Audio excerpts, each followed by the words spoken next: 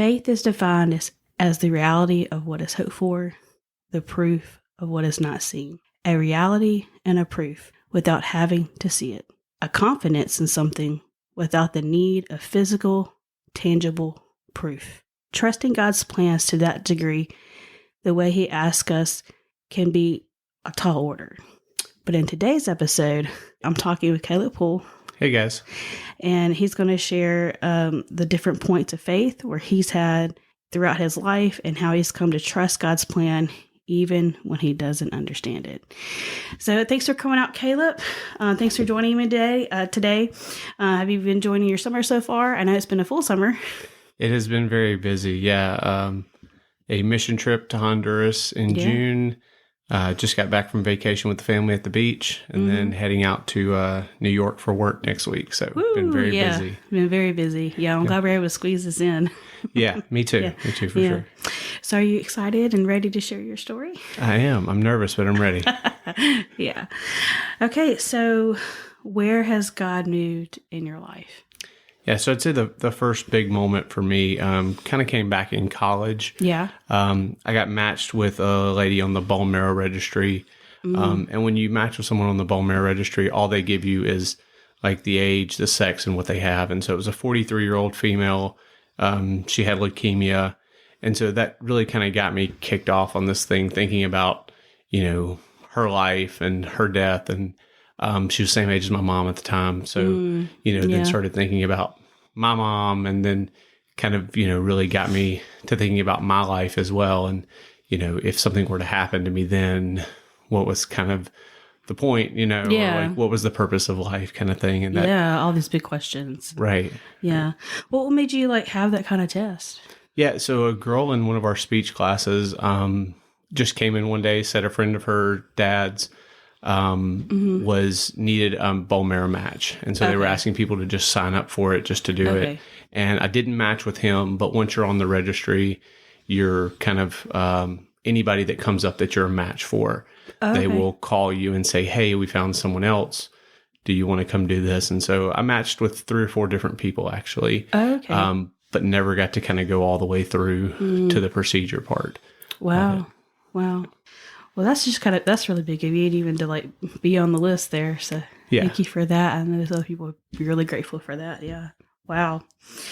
So it seems like that really affected you. Just the whole process and the outcome of it. Yeah. And I think it's one of the things, as several people on your podcast have kind of talked about, in college, you kind of have a lot of those questions, right? Like, who am I? What am I going to do with my life kind of thing? Yeah. Or especially career stuff. And I think our generation more so than maybe others, we're kind of purpose driven. Right. No matter your background on whatever you believe in, we're just all kind of seeking for a purpose. Right. More than other generations have, it seems. And that was it, kind of picking, finding a major and, all right, if I spend my life doing this, is it really worth it kind of thing? And is this what God wants me to do kind of thing? Yeah. And that's where I would say it really kind of started to go, all right, well, what is kind of the point of all this? Yeah. Yeah. So where did that kind of take you, that thinking, that thought process? So really, one of the things that I think it kind of got me to, and it'll kind of one of the verses I know we're going to talk about is,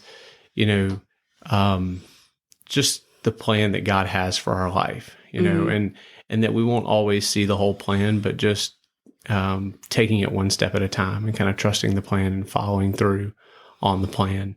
And that's really where I started to, start to develop that relationship with constantly not what I wanted to do, but looking for what God had for me to do as I went on. So what did you figure that God had for you? Well, at the time, I didn't know. I got I got an undergrad degree in psychology because I bounced around so much. You could have 40 hours of elective credits. Yeah, so yeah. I finished with an undergrad in psychology. I've heard that happen sometimes. Yeah. And then I went and got an MBA in finance because I didn't want to go get my doctorate in psychology. So I could turn around and get an MBA quicker than I could actually go back and try to finish an undergrad in finance. So that's where I ended up at. Awesome. Okay. So how did all of that make an impact on you? Yeah. So I would say then kind of the next thing that really happened while I was in college again, was Kelsey and I had just gotten married, and I was finishing up my last quarter, I guess you will, at Tech. And the company that I was working for, I worked full time while I went to college. Again, just recently married. They were like, "Hey, we're going to give you guys 2 months, and then we're going to lay you off." And so we were going on a trip that weekend to Houston, and I told my wife, I said, "I really just feel like God is telling me to go ahead and put in my 2 weeks notice, like not even wait the 2 months, just put in my 2 weeks notice and go." As newly married person, and she was still in school as well. I think she may have been an LPN at the time. Yeah. It was very nerve wracking, but I was like, I felt like that's what God called me to do. We got back Monday morning. I handed them my 2 weeks notice.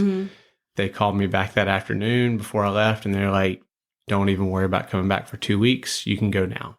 So, yeah. So Wow. Yeah. So now I went from, 2 months of paychecks to what I thought was going to be 2 weeks of paychecks to zero. Paychecks, or they'll mail me my last paycheck. Yeah. Yeah. Man. Yeah. Yeah. So what made you feel like, God was leading you to quit your job? I think it was just one of those things. Like, I can't explain it. The reason why, I guess at the time, like there was no reason to do it other than I just felt like it was what God was calling me to do. Looking back now, it kind of makes sense. I think it was kind of a test of faith, right? To see, if I had the faith to step out and to do it, even when there really was no rhyme or reason. I'm a control freak. I like to have a plan for everything, know. Or even like security, because you just got married and it's not just you anymore. Right. Right. Your decisions affect her as well. So yeah. And especially being in school, it was like the first thing my father-in-law asked me was just, "How are you going to take care of my daughter?" And I'm like, "Oh, we've got this covered, and now I have no job." And so, but you willingly gave up. Right. Yeah. And I'm sure he thought I was crazy at the time too. But I think it worked out really well in the end. Yeah. What did Kelsey say at first? She's just, what was her reaction or thoughts on that? She was very supportive, actually. She said, she's like, "If that's what you feel like God's calling you to do," she's like, "we'll find a way to make it work." She is very much like that. She's a little more laid back and, "Hey, things will work out." We got to have a plan on how this is going to work out kind of person. I guess the gift of faith is more intuitive to her. Yes, for sure. Yeah. And so, so she was very supportive. Good. Yeah. Good you had that. So what made this time, other than, you just taking this big leave, like what made that time of your life even more impactful? Yeah, so to 24 hours after I, got let go. So on a Monday afternoon, they told me don't come back. Literally walked back to my computer, already been locked out of everything. So I'm sitting at home the next day. My wife, of course, gets up. She goes to work her job, and I'm sitting there at the house. And, as a man, you're like, okay, this is not a good feeling. I'm supposed to be the one providing for you, and I just sat there and just spent time in my Bible, was praying. And I was like, "God, like, I know you have a reason for this. Like, I just need you to show me what it is. Like, I just need to understand." And it was a little after 5, because I thought it was kind of weird. I got a call a little bit after 5 p.m. on Tuesday, the next day, 24 hours later, with an offer to go work at Chase, which is where I am now, and making twice basically what I was making before. Wow. So it was one of those surreal moments. It was awesome. I ran outside the house. I was probably doing laps around the house. People probably thought I was crazy. I really did. I'm not exaggerating that. Yeah. I called Kelsey out of breath and was like, "Hey, you're never going to believe this." And like I say, I've been there for almost 10 years now. So that's awesome. It has truly been amazing. And I think it was just one of those things where, again, it didn't make sense at the time why, but looking back now, I think God knew, and he had a plan the whole time. So Yeah. So, what did that event teach you about God? You just had 2 big events come in your life. One was I guess maybe the catalyst of you thinking more deeply about the Lord and like how he affects people in general. And then I guess this one here is kind of more specific to you. What has that taught you, or what did that teach you about God? Yeah, I would say, as humans, we always want to plan for everything. We always want to see the next step. And sometimes God is going to ask us to step out in faith, even when we can't see the next step, and to just kind of trust the plan, And it really showed me that when things, now anytime something happens and I'm like, I don't know why this is happening, and it feels like it's a bad thing, just knowing that God has a plan for it and kind of looking back on these situations and saying, okay, well, I've seen God do this before when it didn't make any sense at all. There's a reason for this, and it kind of gives you that faith to kind of sit patiently and wait. Mm-hmm. You sharing this story right now about how you gave up your job and without any plans for anything. That really makes me think of the story of Abraham and Isaac. It really does. Because like Abraham was told to give up his son that he waited for a really long time to have to begin with. And he was like, I don't know the plans for this. This sounds a little crazy, but okay. And then the moment he was willing to give that up was the moment God provided something better. Right.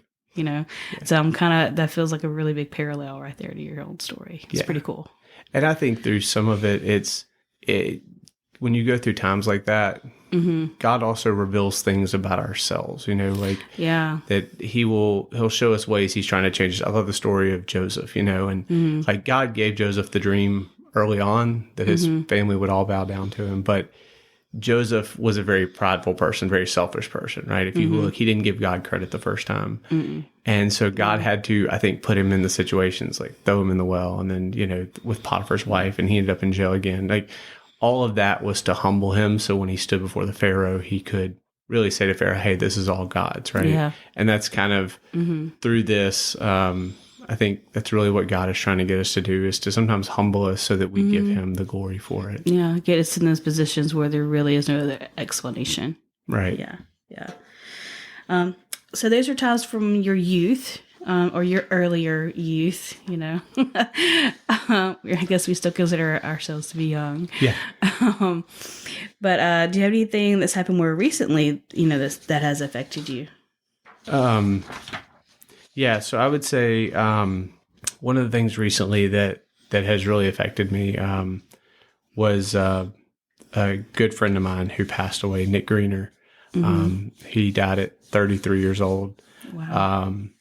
And we had actually both just accepted positions, I guess, as deacons in the church. And so somebody I kind of thought like, hey, here's a guy who's another young guy in our church. Most of our other deacons are older. And I thought, okay, here's a guy we're going to do ministry together for the next 20 or 30 years. Do life together. Yeah. And so his passing, was really tough. How did he pass away? Yeah, so he, I think it was it was February of 21, I believe. We had an ice storm come through, and I believe he fell and broke his femur. And then while he was recuperating, had a PE, so pulmonary embolism, and died.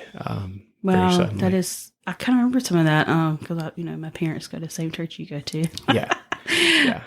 But I remember them talking about that. That was such a weird, freaky thing. Yeah, I think it really affected the church as a whole. I think it really affected a lot of people. But that's just it was weird. Out of nowhere, and like, how do you break your leg and then die from that? Right. Yeah. So. And so like I said, just real sudden.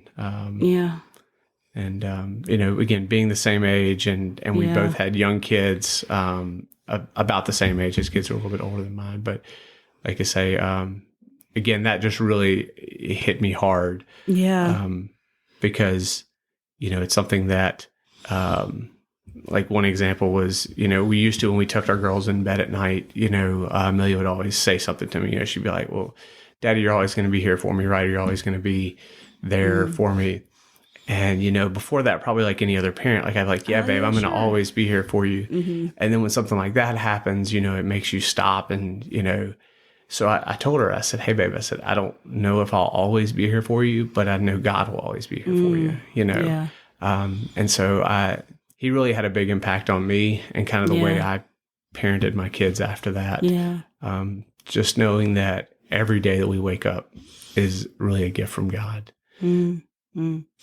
Have you struggled in making peace with what happened during that time? Yeah, I would definitely say this is one. A lot of things we, like the examples before, kind of when things turn out good, you kind of see that and you go, okay, well, that was God's plan. I can see it now. And this is one that I really still struggle with. Like I say, he was so faithful to the church, a great dad, a great husband, just a great person in general. And it's one of those you really kind of look at it and say, all right, God, like I don't get this. Like I don't get how taking him was, better than leaving him here, just being such a great person. But I'll even say, even 2 weeks ago, our daughter got baptized, our oldest daughter. Yeah. She got saved. Yeah. And, Awesome.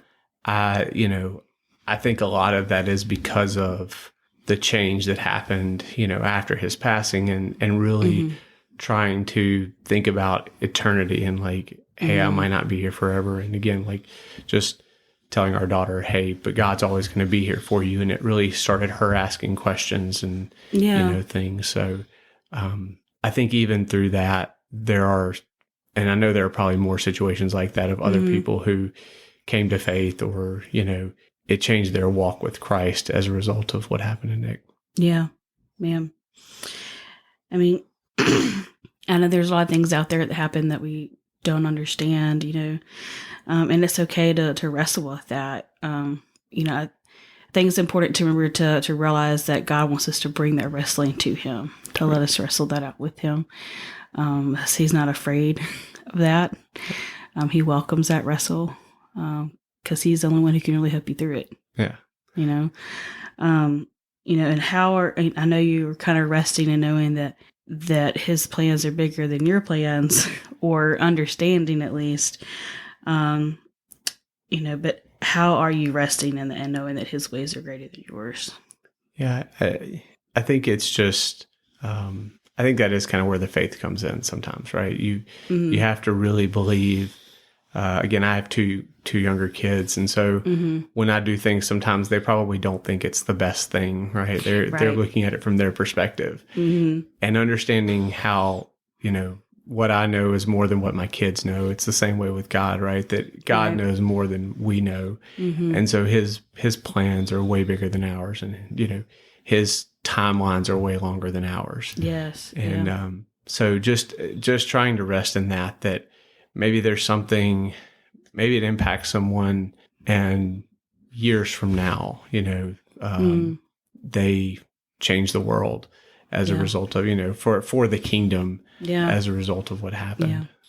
It's tough. I mean, I will say there are days, you still wake up and, you ask the same question, why? Like, why God, days where you miss him and you're like, man, if he was here, we're doing something at the church, and you're like, if he was here, then how much he would have enjoyed it.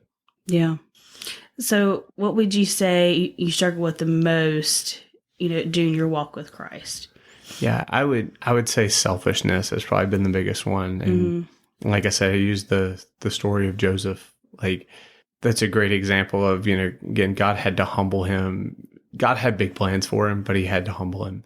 And I've seen that a lot in my life as well, where, I think God is saying, hey, I have these things for you, but I've got to humble you. I've got to get you to a place where we give Him the credit for it, and realize that it's not us. Everything that we have is from God, Yeah. Yeah. I mean, I think a lot of people really struggle with that and probably don't know it, Yeah. I think it's hard to see the log in our own eye, right, about whatever, just missing like what's that thing inside of us that's keeping us from either being our best selves or even just, being kind to other people. And I think selfishness is pretty high up there. And it's just one of those things, I don't know, we don't easily cop to. Like, oh yeah, it's me. I mean, who wants to admit to that? Right. But yeah, I think it's pretty high. I think a lot of people really struggle with that. How is that something that you've wrestled with in your walk though? Like how have you been able to like work that out? Yeah. So, I would say the other example, the really big example of this was, I guess it was kind of during COVID, and everybody's changing their lives up at that point. Yeah. Mm-hmm. And so one of the things that I decided to do at that point was to go and apply for my dream job, which, since I was a little kid, I had always wanted to go work for the FBI. And so did my research, special agent for the FBI. That's what I wanted to go do. Special Agent Caleb. Special Agent Caleb Poole. That's right. Yeah. And so I went and did it, and actually got accepted. What? That's wild. Yeah. Yeah. So, wow. Can see your little badge and your little jacket. There's FBI on the back. Right. Yeah. I was already like to wear suits. Yeah. Just hand me a gun. I'm good to go. Yeah. You guys, I've known Caleb like pretty much his entire life. And so, he's always been a suit guy. Looks great in a suit. You do. Yeah. Looks good on you. You're definitely a suit guy. But yeah, you're for a while. Mm-hmm. Would have been, didn't make a preacher in a suit, but maybe I'll make FBI agent. So. Yeah. I mean, I could have seen it. Yeah. Wow. That's wild in two ways. Like, wow, you actually applied to do that. I don't know anybody in my personal life that has, really applied to do something like that from around here. So that's really cool. And then like, wow, even cooler that you actually were accepted. Like, wow, that's really awesome. But how come you're still with Chase? Yeah. So yeah, I'm sitting here with you, obviously. Yeah. Didn't do that. Yeah. So that one was really a struggle. And I told my wife when I applied for it, I told her, I said, I didn't know if God was actually saying, hey, this is what I want you to do. It was more one of those things, kind of like you gave the Abraham example. It's like, I want you to start this process because I'm going to show you something through it, Yeah. And so I applied for it. Again, it's a very lengthy process. You have several interviews. There's several tests you have to take. And when we finally got to the end, and my wife and I had been talking about it and praying about it the whole time. And when I finally got the acceptance letter, we prayed a lot. We had a lot of discussions about it. Yeah. And just never really came to that piece that like, this is what God wants us to do. It just, with the kids and everything, it just didn't really feel like the right thing to do at that time. And that piece, that's something that for Christians as a whole, like that's kind of our rudder, Like when we had the peace, it's like, okay, that's the green light. When we don't, we're like, Yeah. That means stoplight. Yeah. So yeah. And peace doesn't always mean easy, but when you're enduring something and it's leading to something better for you versus when you're, going through something hard because God's trying to say, hey, this is not it. You should stop. Yeah. Yeah. There is a difference. Yeah. So, was it a struggle to give up your dream job? Yeah. So that's one of the things I think was probably the hardest part about it was, a lot of people have something when they grow up they say they want to do, but they never really try to do it. And so they always kind of have this dream of like, oh, well, this is what I wanted to be, or this is what I would have been. We all kind of get asked that question. Yeah. You're like, what'd you want to be as a kid? And most people, it's just a distant dream for them, or, a lot of people may go for it and realize, hey, they're not good enough to make it, and so you're like, okay, well, I tried and that's just not for me. Yeah. But to get to the point where you go and you apply and you get accepted and basically you're told, hey, yeah, you are good at this. You could do this. And to have to give that up for God, I think was a big struggle. And that was one of the things where I think, again, it just through all of that kind of revealed, some of the selfishness of just, I think it was God's way of saying, hey, I want you to give up something for me, and I say give up your dreams. I know that sounds really weird to say that, like, because that's not what we are as married. Like, oh, like follow your dreams, chase your dreams.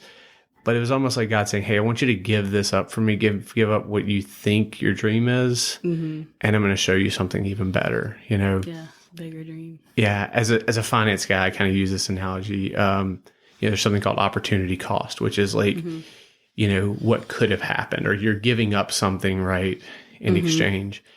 And humans are really bad about forecasting opportunity cost. So we're bad. We want to see the good side of what could happen, all the good stuff that could come from it, but we're really bad at like judging like all the bad stuff that could happen. And so I would say through all of that, that was the one thing, that I kind of learned was, I think God probably was protecting me from, in my head, it looked like a great opportunity.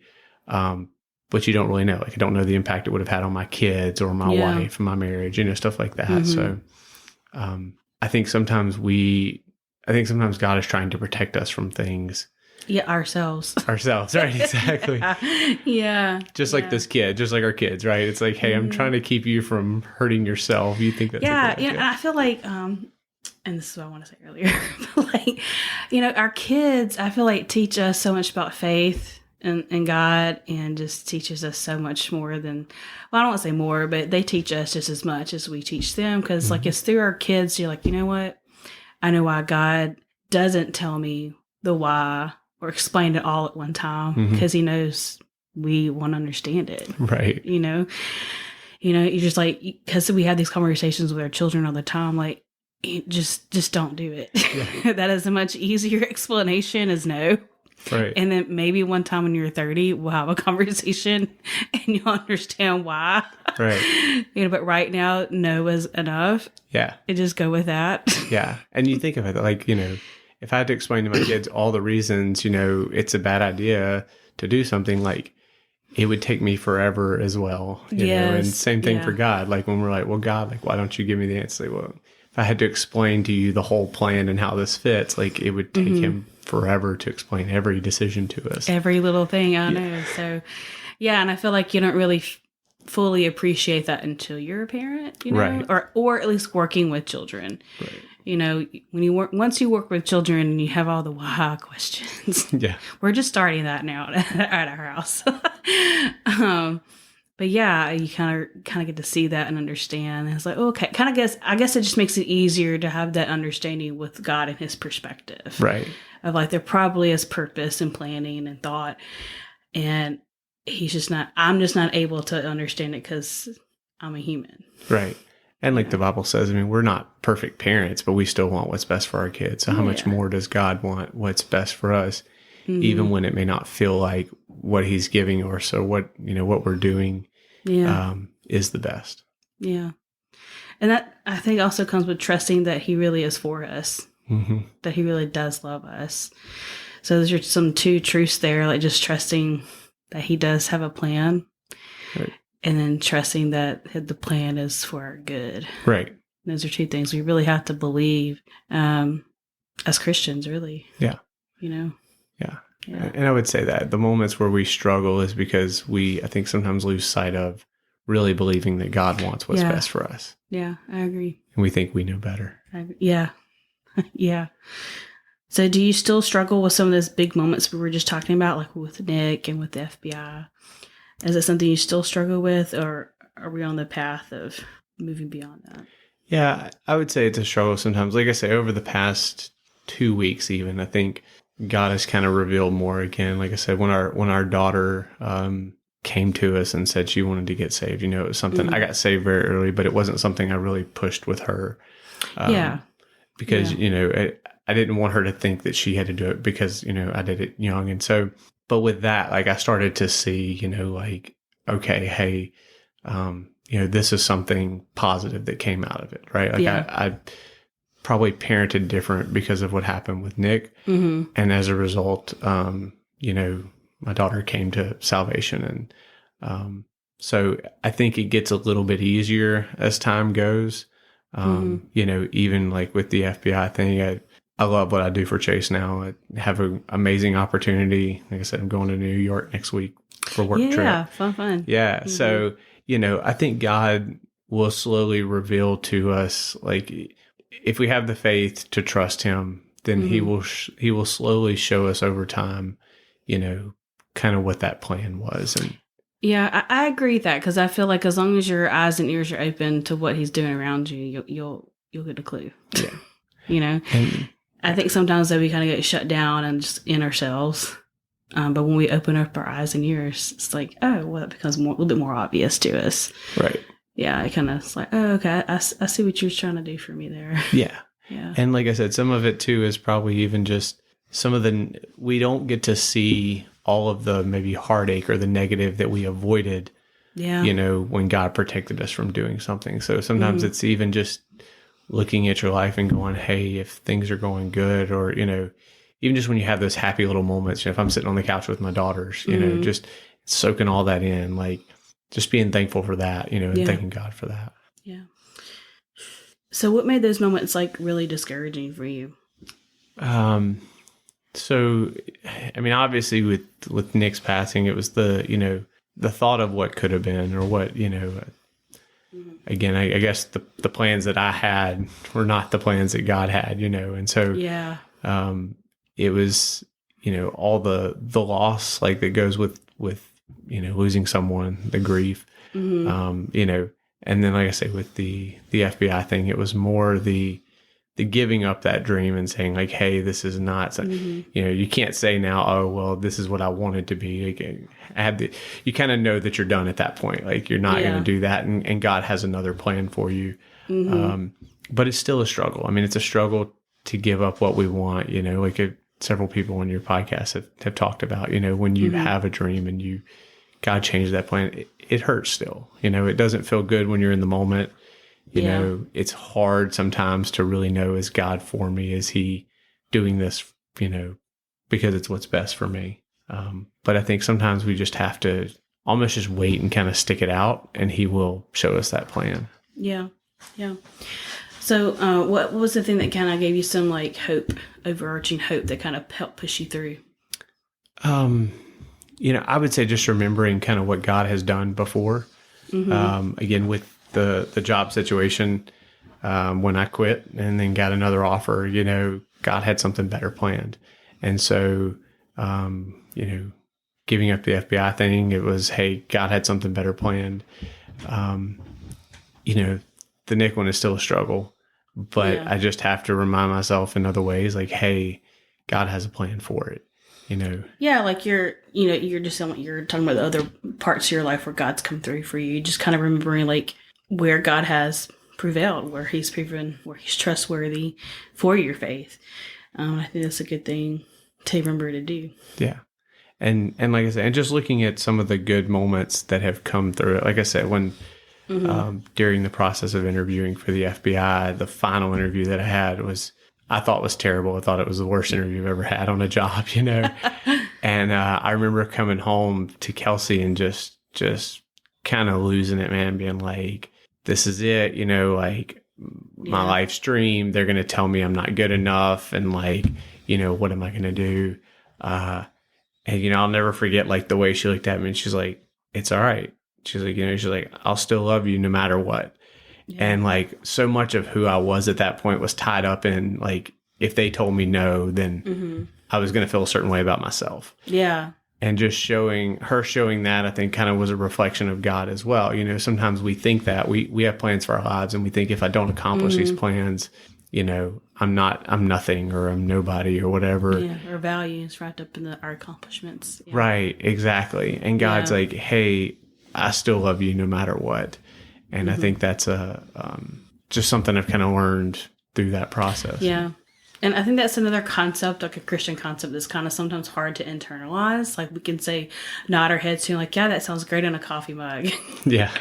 But like but it takes us actually internalizing it to really change our thought process in our lives. Right. And that would be that our value comes from the Lord. Right. Not in our talents or what we think we're talented at or what we accomplish.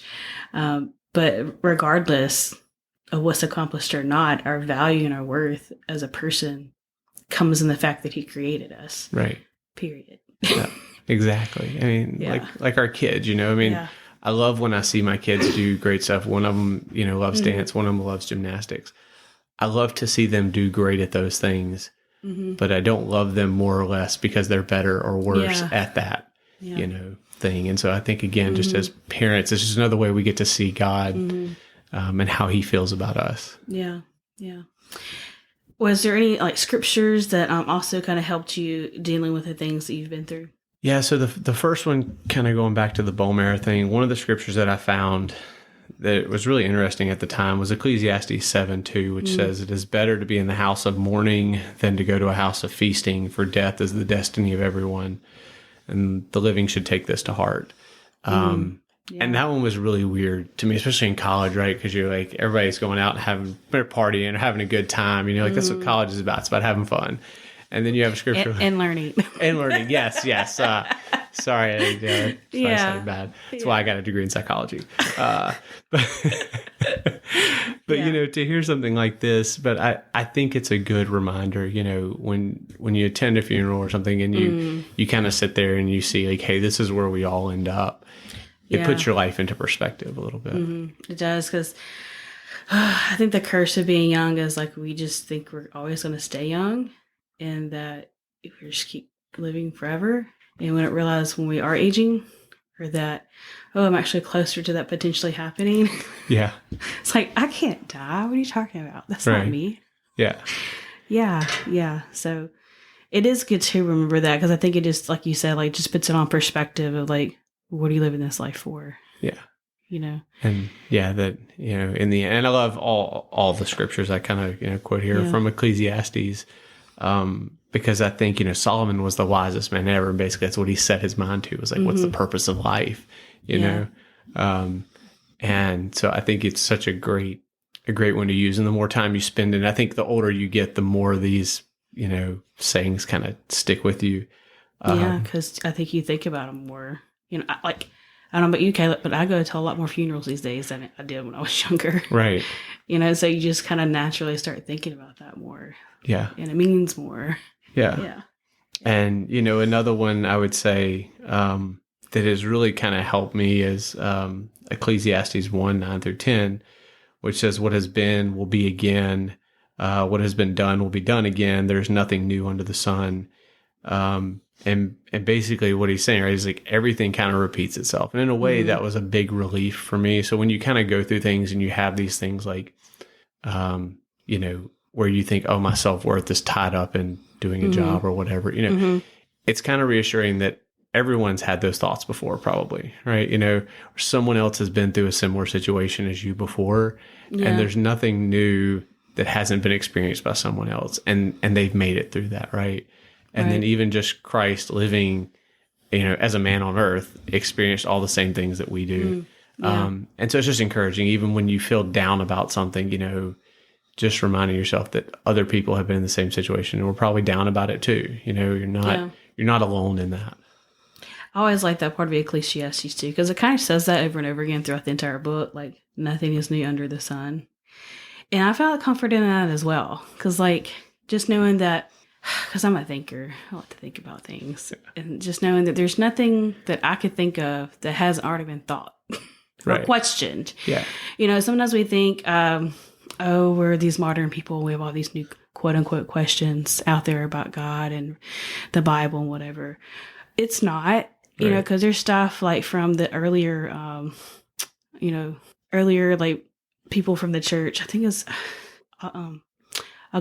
Augustine. Like this is early old stuff, and he's posing questions about evil and whatever. And when I realized that for myself, I was like, there's really nothing new under the questions that we think we're asking that are clever are not. They're not new.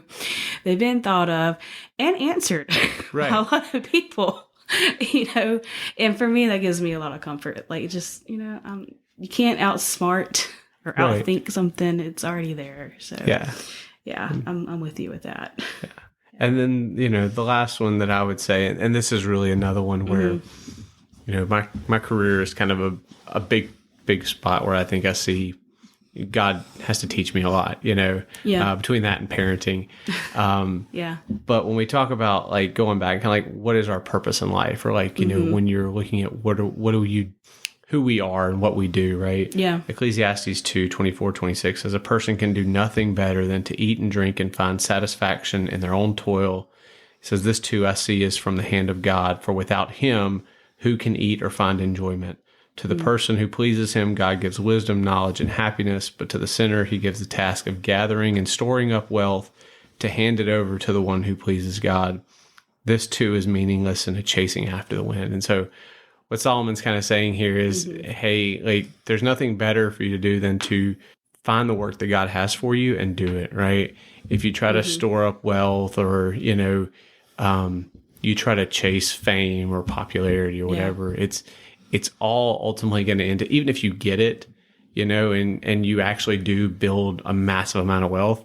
He says, when you die, you may leave it to someone who, and I think it actually uses the word idiot in the Bible, that's dumb maybe. And, someone that's not as wise with it as you would be. And I feel like, well, just for that little piece, I feel like the Biltmore family is a good example of that. Like, you had the original person that amassed the money, but within a few generations later, it's gone. Right. And I feel like that happens all the time, everywhere. And just the fact, like, okay, I mean, any of it, like, you get to the end, but you hate the person you became by getting what you wanted. I think there's so many movies about that. Yeah. I think that's it. Like, it's, or, you may get to, like you said, you may get to the end of your life and you accomplish something, but it costs you your relationship with your family or your friends or whatever, and that's why in everything, I think it's not to say that God won't give you, he won't give you happiness. I mean, it says here, he'll literally give you happiness and joy, but, it's doing it because you're following him, not because you're following what you want necessarily. Well, I think the thing we have to remember as well, like, we're made to please the Lord. Like, there's something in us that wants to do that. And so when we finally found that groove of like, oh, this is what God created me to do, this is how he wants me to please him, then we're naturally going to be always happy. Because we were created for that. But when we go against and try to find some other thing, that's when it's like, this doesn't really hit the spot for me. And I think even we can even do what God has called us to do, but if we're not doing it for him, then we're still going to be dissatisfied in it. I have taken jobs to go work for a manager before because I thought that guy's the guy that's going to help me get to the next level, only for that guy to end up getting fired the next week. I mean, literally. And it was like God telling me, like, hey, he's not going to get you there. The only person that's going to make you happy in your career, whatever, is me in anything. And so I think just everything that we do should be for him. And we should see it as he is, again, we're doing it for him and for his glory, not for ours. Yeah. And when we were giving him his glory, is that when we finally really experience that happiness. It's just it's a paradox, but it's the truth. So yeah. Man, Old Testament guy here, all this Ecclesiastes, stuff. We don't always hear from that, but it's a really great book. I like it. So if you haven't read it before, you should go check it out. It is in the Old Testament, one of those wisdom books, but it's good. There's a really good verse too, Ecclesiastes 12:12, I think it is, that I used to use in high school, quote to my parents, Oh, okay. And it says the studying of books is endless and wearisome to the soul. So you can always use that one if you don't want to study too. or not. Yeah. Yeah. Wow. So how have all these situations, how have they impacted your relationship with God? Yeah, I would say through all of it, it's just learning a little bit more about God, really seeing that he does care for us and that he loves us and he wants what's best for us. We had this same conversation, like I said, my daughter's 6 and just got saved, and I got saved very early as well. And, I think one thing a lot of people go through when they're young and they get saved is, well, was it real when I was little? Right. And that's something we talk about with her is, does she really understand what it means to follow Christ as her Savior? And somebody gave me this analogy. They said, when you first get married, you think you know what love is, or when you're first dating your spouse, you think you know what love is. But after you spent, my wife and I have been married for 10 years together. So after 10 years, I love her more now than I did then. Doesn't mean I didn't love her back then, but we have gone through more things together. And so that love is a lot deeper.